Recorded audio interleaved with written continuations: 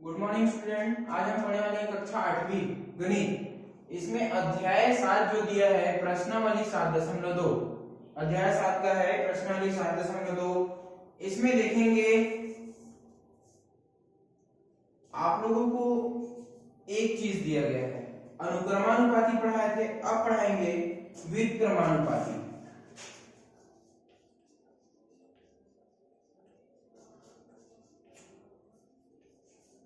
इसके बारे में आप लोग को हम बता चुके थे। व्युत्क्रमानुपाती क्या है? विचरण।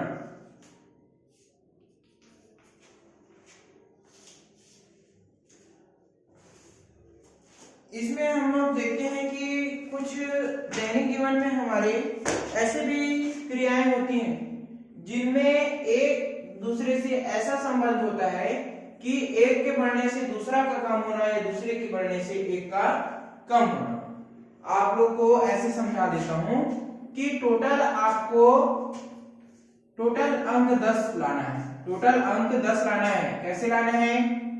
दो बच्चे हैं, इनको ऐसे बांटना है कि दो बच्चों को बराबर 10 अंक को दो बच्चों को देना है। अब जैसे भी दे सकते हैं, तो एक को एक दे देंगे और मतलब दो बच्चों को ऐसे ऐसे अंक देना है जिन दोनों का गुना होकर 10 आए। तो एक को 1 दे देंगे, एक को 10 दे देंगे, तो क्या हो जाएगा? एक बच्चा ए है, उसको 1 अंक दे दिए, इसको बी को 10 अंक दे दिए, तो 10 एकम 10। दोनों बच्चों को एक को 1, एक को 10, तो दोनों का गुना करके जब देखेंगे तो 10 ही आएगा। उसी प्रकार एक को 2 दे देंगे तो ये कम हुआ, ये क्या हो जाएगा? 5। एक के बढ़ने से ये कम हुआ, एक के बढ़ने से क्या हुआ? बी कम हुआ, तो ये क्या हो जाएगा? 5 दूनी 10। ये भी ऐसे, मतलब टोटल अंक आपका अगर गुना में इन दोनों का गुना किया जाए तो 10 आना चाहिए, ऐसा मैं नियम बता दूंगा आपको, एक शर्त रख दूंगा। उसके बाद कहूंगा दो बच्चों को आप इतने पैसे दीजिए कि एक को जितना देंगे और बी को जितना देंगे, दोनों का गुना करूं तो 10 आना चाहिए। ए को मैं 1 नंबर 1 रुपए दे दिया, बी को मैं 10 रुपए दे दिया, तो 10 का गुना 1 के साथ करोगे तो 10 ही आएगा। अगर मैं ए को 2 रुपए दे दिया और बी को मुझे इतना देना है कि टोटल जो उसका गुना होगा वो 10 आना चाहिए, तो मैं क्या करूंगा? ए को मैं 2 रुपए दे दूंगा, जबकि बी को मैं क्या करूंगा? ये 10 से सीधा 5 आधी हो गई, मतलब 2 रुपए में इसको 5 रुपए दिए, इसको 2 दिया, तो इसको 5 देना पड़ेगा, तब दोनों का आधा होगा। उसी प्रकार अगर मैं इसे 3 दूंगा तो इसको मुझे कितना देना होगा? अगर मैं इसको 4 दूंगा तो कितना देना होगा? ये आपको बताना है। जैसे 1 दिया तो 10 हो गया, इसको जस्ट दो गुनी कर दिए मैंने। क्या किए? एक दिया तो 10 रुपए हो गया, अगर मैंने 2 रुपए दे दिए तो जस्ट 1 का 2 हो गया, तो 2 गुनी हो गई है। इसका 1 का रुपए कितना हो गया? 2 हो गया, तो ये जब ए का 2 गुना हो गया तो बी का क्या हो गया? जस्ट आधा हो गया, मतलब हाफ हो गया। उसी प्रकार अगर ए को मैं 5 गुना कर दूंगा तो ये क्या हो जाएगा? 1/10 गुना, ये भी घट जाएगा, मतलब क्या हो जाएगा? ये भी क्या होगा? कम हो जाएगा। ए को मैं 5 कर दूंगा तो ये भी क्या हो जाएगा? 5 गुना कम हो जाएगा, 1/5 हो जाएगा ये। अगर मैं इसमें क्या करा, मैं अगर एक में मैं 5 का गुना कर दिया, 5 एकम 5 हो गया, तो एक में मैंने 5 का गुना कर दिया, 5 गुना हो गया, तो बी क्या हो जाएगा? ये ए के लिए था, तो बी क्या हो जाएगा?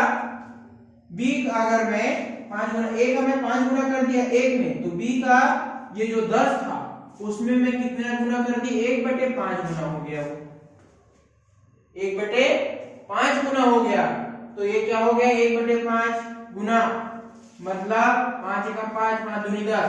ये कितना आएगा? इसका आंसर बी का मान 2 आएगा, तो यहाँ क्या आ जाएगा? 2 आ जाएगा। इस प्रकार से बनेंगे, तब 5 दूनी 10। ये है व्युत्क्रम अनुपातिक विचरण।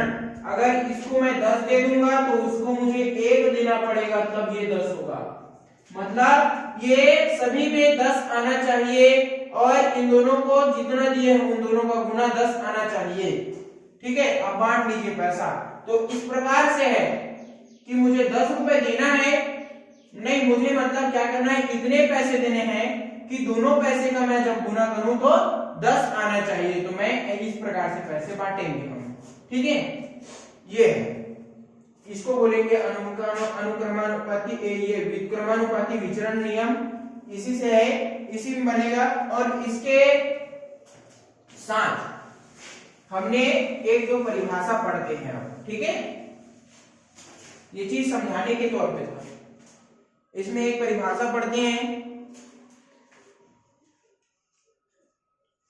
एक राशि के बढ़ने से दूसरी राशि एक स्थिर अनुपात में घटने लगती है, अथवा पहली राशि के घटने से दूसरी राशि स्थिर अनुपात में बढ़ने लगती है। इस प्रकार के अनुपातिक संबंधों को व्युत्क्रमानुपाती कहते हैं। ठीक है, इसके बारे में हम समझते हैं कि देखेंगे, एक क्या दिया है आपको, मजदूरों की संख्या दिया है,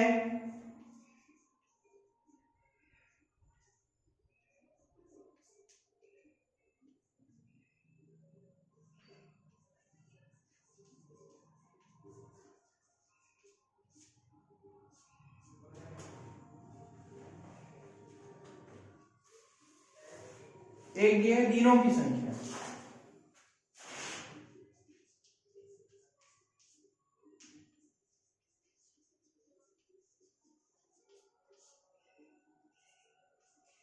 एक्स वाई, एक सारणी दी गई है। इस सारणी में एक्स और वाई के बीच संबंध बताना है, एक्स और वाई के बीच संबंध बताना है। ठीक है, तो इसमें 5 दिया है, 5 मजदूर है तो 60 दिन में पूरा होगा, 10 मजदूर है तो 30 दिन में पूरा होगा, इस प्रकार से है। और उसके बाद 15 मजदूर है तो कितने दिनों में पूरा होगा, वो 20 दिनों में पूरा होगा। उसी प्रकार अगर 20 मजदूर है तो 15 दिनों में पूरा होगा, और अगर 10 मजदूर है, कितना,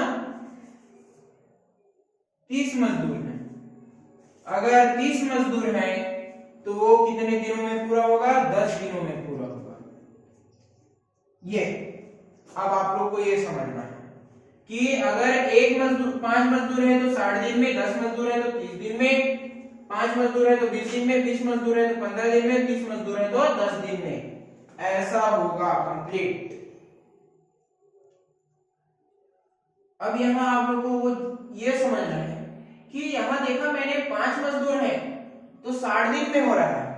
अगर मैं इस 5 को डबल कर दूं, 2 गुना कर दूं, तो ये क्या हो गई, आधी हो गई।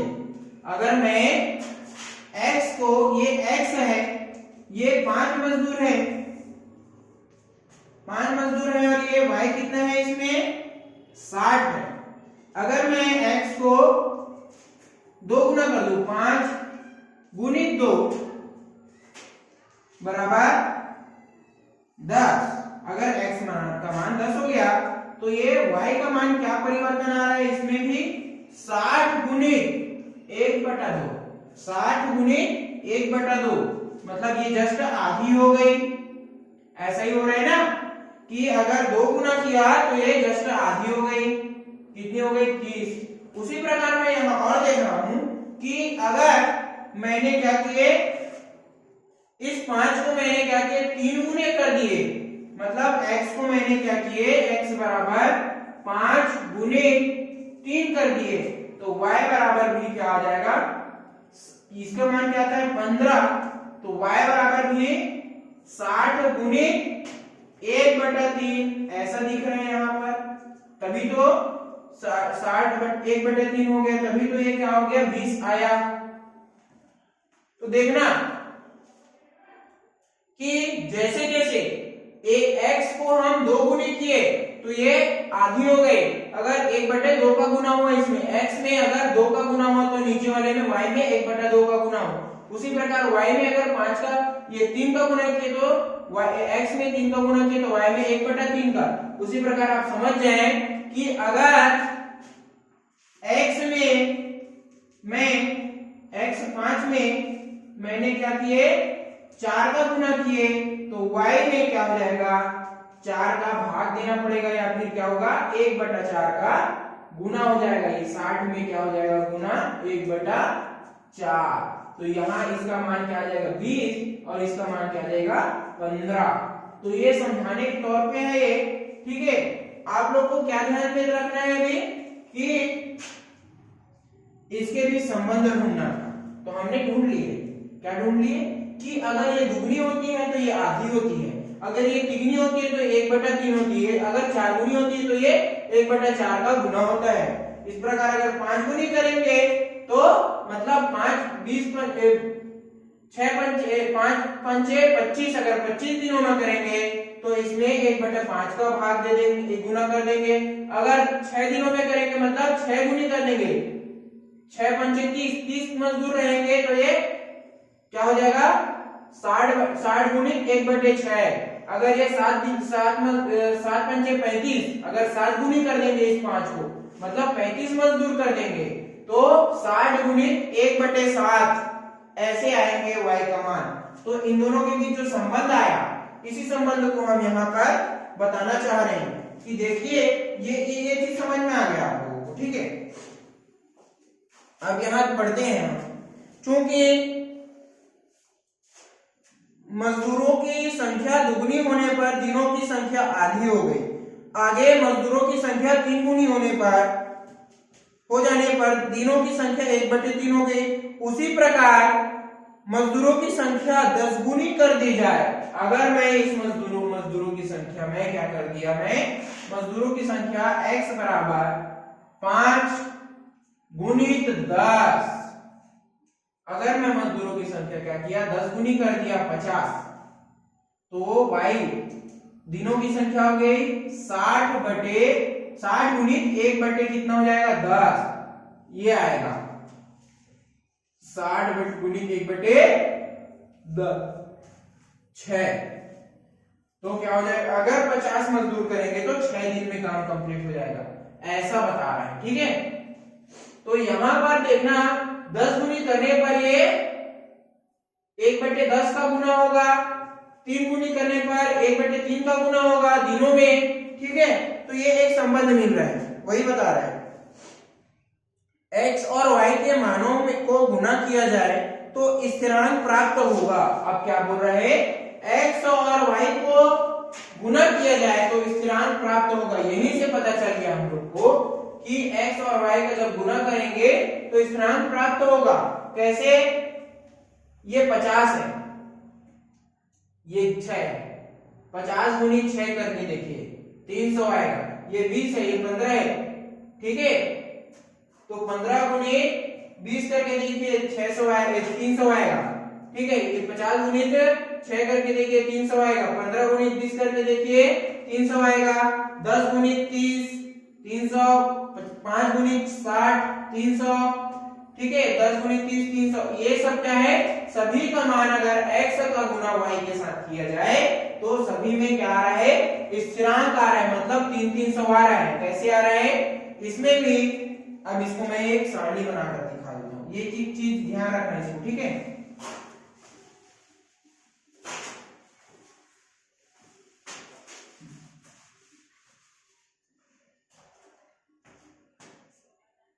हम लोग करने का तरीका क्या था, x गुना y, या फिर इसको ऐसे लिख सकते हैं कि या फिर इसको ऐसे लिख सकते हैं x गुना 1 या x भागित 1/y, x भागित 1/y बराबर भी क्या कितना आएगा k। इसमें देखना 5 गुणी 60, 6 पंचे 300, 300 300 300 300। यहां पर देखिए सभी में क्या आ रहा है, 300 आ रहा है, 300 कॉमन आ रहा है, मतलब दोनों का जब गुना करके देखें तो 300 आ रहा है, दोनों का गुना करके देखें तो यही क्या है, स्थिरांक है। यही क्या है, स्थिरांक है। व्युत्क्रमानुपाती विचरण में भी स्थिरांक होता है। ठीक है, ये चीज क्लियर हो गई। अब इसको हम पढ़ते हैं।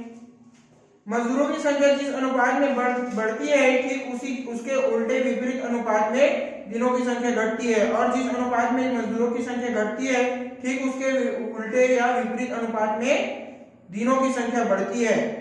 यानी क्या बोल रहे हैं, व्युत्क्रमानुपात कहते हैं। इसी को क्या कहते हैं, व्युत्क्रमानुपात कहते हैं। जैसे उदाहरण में आप देख लीजिए। ठीक है, अब देखना, एक यात्री, देखिए एक यात्री 12 किलोमीटर घंटा की चाल से कोई दूरी 4 घंटे में तय करती है। ठीक है, एक यात्री 12 किलोमीटर घंटे की चाल से 4 घंटे में तय करती है कोई दूरी। तो 12 किलोमीटर 1 घंटे में कर रहा है, तो 4 घंटे में 48 किलोमीटर। उसी प्रकार वह क्या बोला है, 24 घंटे में कितने, 24 किलोमीटर कितने घंटे में करेगा, तो वो 12, 24 दूनी 48, 2 घंटे में करेगा 24 किलोमीटर, मतलब 1 घंटे में 12, तो 2 घंटे में 24, 3 घंटे में कितना, 36, और 4 घंटे में 48। इस प्रकार से करेगा वो। ठीक है, तो यहाँ पर एक उदाहरण निष्कर्ष है, उसको बनाएंगे। और एक इधर भी प्रश्न है कि इसको भी बनाएंगे। और आप लोग यहाँ पर ध्यान दीजिए कि जो मैंने बताया इस चीज को क्लियर रखेंगे। अगर मान के चलो एक सारणी दी गई है, इसी सारणी को लेकर मैं बता देता हूं कि यहां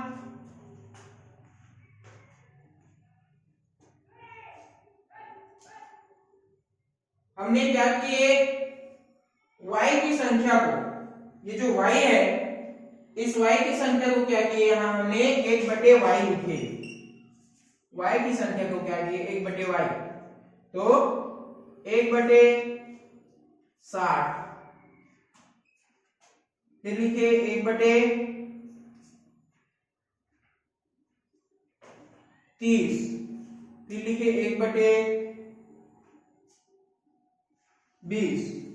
इस प्रकार से लिखे। अब क्या किए हमने, x का और y का अनुपात निकालेंगे। x गुना y या x अनुपात 1/y।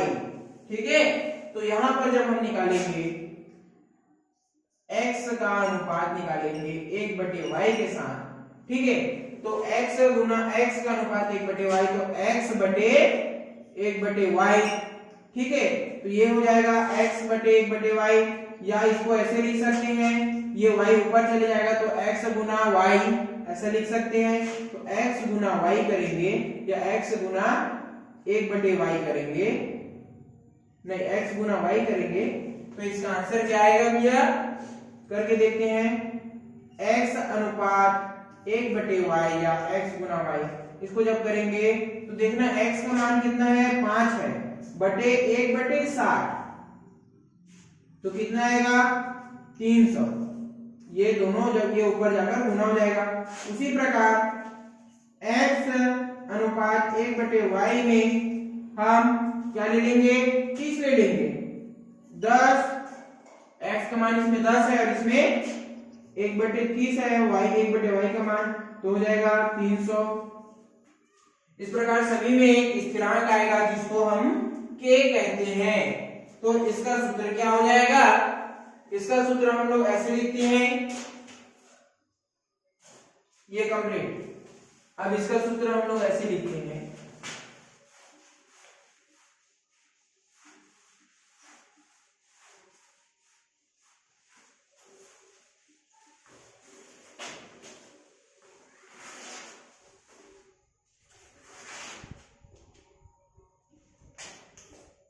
x अनुपात 1/y बराबर x बटे 1/y। ठीक है, अब ये हो गया।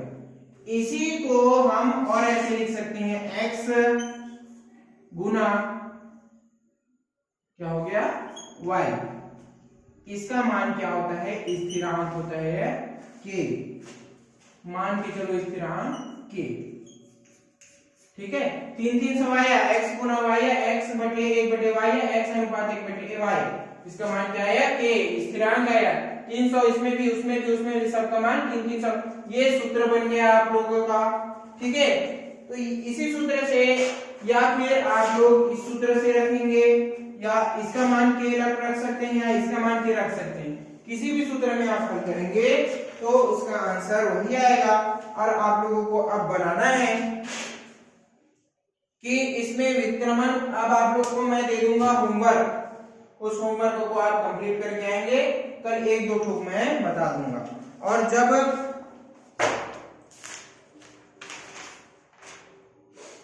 एक निष्कर्ष है उसको पढ़ना, मैं पढ़कर बता देता हूं। ये निष्कर्ष है, इसको पढ़ना, मैं पढ़कर बता रहा हूं। तो ये हो गया के माना।